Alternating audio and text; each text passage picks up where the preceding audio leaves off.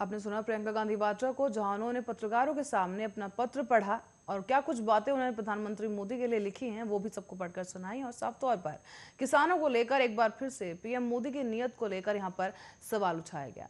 प्रियंका गांधी वाड्रा के बाद अब रुख करते हैं अगली खबर की ओर, जहां पर अब प्रधानमंत्री नरेंद्र मोदी के तीनों कृषि कानूनों को वापस लेने के ऐलान पर अब समाजवादी पार्टी के राष्ट्रीय अध्यक्ष अखिलेश यादव का भी साफ तौर पर एक बयान सामने आया है। उन्होंने कहा है कि चुनाव के चलते ये फैसला लिया गया है, लेकिन अब आपको बीजेपी की हकीकत पता है, इसका कोई फायदा नहीं होने वाला है। अखिलेश यादव ने आगे कहा कि जब से 2000 का नोट आया है, भ्रष्टाचार और भी ज्यादा बढ़ गया है।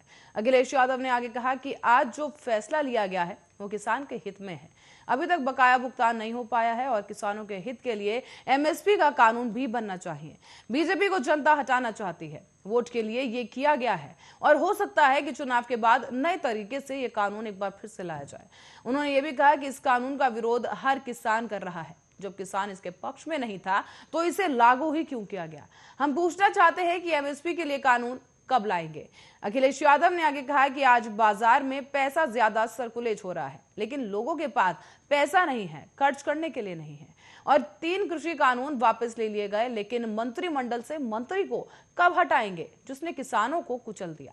केवल वोट से और वोट के लिए ही ये काम किया गया है। साथ ही 2000 का नोट जब से आया है, भ्रष्टाचार और भी ज्यादा बढ़ गया है। जनता और ज्यादा जागरूक हो गई है, जनता को सब मालूम है। और विजय रथ यात्रा में जो भीड़ उमड़ी, उससे दिल्ली में बैठे लोग भी हिल गए।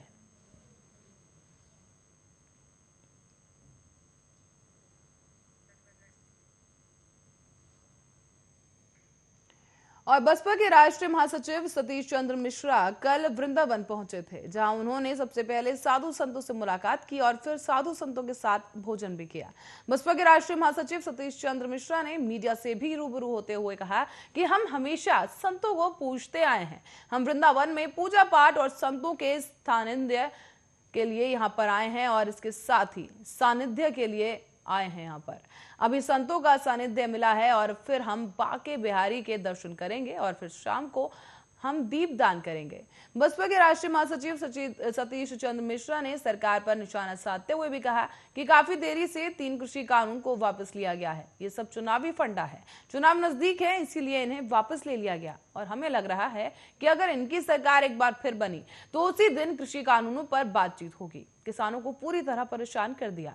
लंबे समय तक वो धरने पर बैठे रहे और कई किसानों की जान भी चली गई। किसानों ने लाठियां खाई, लेकिन हर मौसम में किसानों ने डटकर सरकार का मुकाबला किया है। सतीश चंद्र मिश्रा ने आगे बताया कि पहले ये कहते थे कि 3 कृषि कानून किसानों के हितों में बनाए गए हैं और बॉर्डर पर किसान नहीं बैठे। तमाम तरह के अनगढ़ बातें भी कही गई, लेकिन आम जनता की आखिरकार जीत हुई, किसानों की जीत हुई। और अब हमारी पार्टी और हमने भी कई बार इस मुद्दे को उठाया, लेकिन सरकार के कान पर जूं तक नहीं रहेंगी।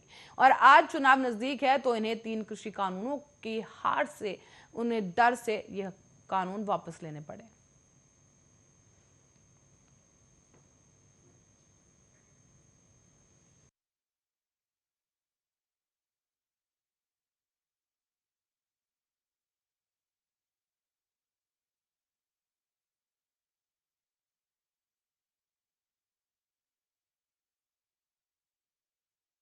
सपा एमएलसी राजपाल कश्यप ने भाजपा की सरकार पर जमकर निशाना साधा। उन्होंने कहा कि भाजपा की सरकार ने जनता के साथ छलावा किया है और विजय यात्रा में सीएम के शहर में जिस तरह का जनसैलाब देखने को मिला है, उससे ये साफ है कि गोरखपुर की सारी सीटों पर सपा जीतने जा रही है। उन्होंने आगे भाजपा को झूठ की फैक्ट्री बताते हुए कहा कि पीएम सीएम को झूठ बोलने का सबसे बड़ा पुरस्कार या झूठ बोलने का पद्मश्री मिलना चाहिए। उन्होंने ये भी कहा कि अखिलेश यादव और सपा के बढ़ते जनाधार को देखते हुए अब भाजपा के साथ पीएम और सीएम भी घबरा गए हैं।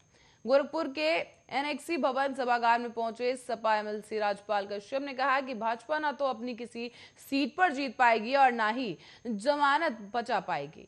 जनता भाजपा की सरकार को जवाब देगी, क्योंकि आमजन, दलितों, पिछड़ों, किसानों, युवाओं और बेरोजगारों के साथ उन्होंने झूठे वादे किए हैं, उसे पूरा भी नहीं किया। राजपाल कश्यप ने आगे कहा कि सीएम योगी आदित्यनाथ प्रदेश का विकास तो दूर, अपने जिले का भी विकास नहीं कर पा रहे। उन्होंने आगे कहा कि योगी आदित्यनाथ को असफल, अयोग्य, घमंडी सीएम भी बताया। गोरखपुर में निषाद मल्लाह और इस सरकार को जवाब देंगे। सरकार बनते ही फूलन देवी की मूर्ति और स्मारक यहां पर बनाई जाएगी और सारी सरकारी संपत्ति को प्राइवेट हाथों में देकर गुलाम बनाने का प्रयास कर रहे हैं। जाति जनगणना नहीं हो रही और पिछड़े और दलित भी इस बार भाजपा को वोट देने के मूड में नहीं है। योगी आदित्यनाथ नाम बदलने का काम कर रहे हैं। 3 बार अपना भी नाम बदल चुके हैं। पहले अजय सिंह बिष्ट, फिर आदित्यनाथ योगी हो गए और उसके बाद योगी आदित्यनाथ बन गए। इनके पास कोई काम नहीं है।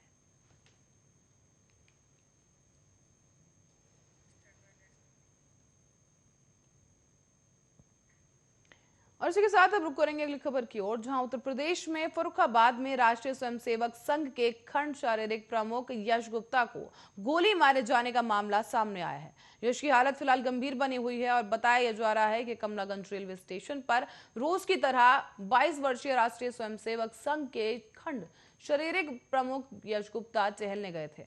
इसी दौरान अज्ञात बदमाशों ने उन्हें गोली मार दी और कमलागंज थाना क्षेत्र के मोहल्ला गांधीनगर निवासी सचिदानंद गुप्ता के 22 साल के पुत्र यश गुप्ता को लहूलुहान हालत में परिजन और मोहल्ले के लोग सामुदायिक स्वास्थ्य केंद्र में लेकर पहुंचे, जहां चिकित्सकों ने यश की हालत को गंभीर देखते हुए उन्हें राम मनोहर लोहिया अस्पताल में रेफर कर दिया है। यश गुप्ता राष्ट्रीय स्वयंसेवक संघ के खंड शारीरिक प्रमुख हैं और वो घटना की सूचना मिलते ही भारी पुलिस बल भी मौके पर पहुंच गया। बताते चले कि सीओ कमलागंज अजय कुमार शर्मा ने कहा कि अस्पताल में घायल यश गुप्ता ने बयान दिया है कि जिस शख्स ने उसे गोली मारी थी उसने अपना चेहरा ढका हुआ था। फिलहाल आपको बता दें कि पुलिस इस पूरे मामले की जांच में जुट चुकी है और अज्ञात हमलावरों के खिलाफ मामला दर्ज कर उनकी तलाश की जा रही है। और इसी के साथ ही उत्तर प्रदेश बुलेटिन में फिलहाल के लिए इतना ही। देश दुनिया की तमाम खबरों के लिए बने रहे हमारे साथ, देखते रहे आर्या न्यूज।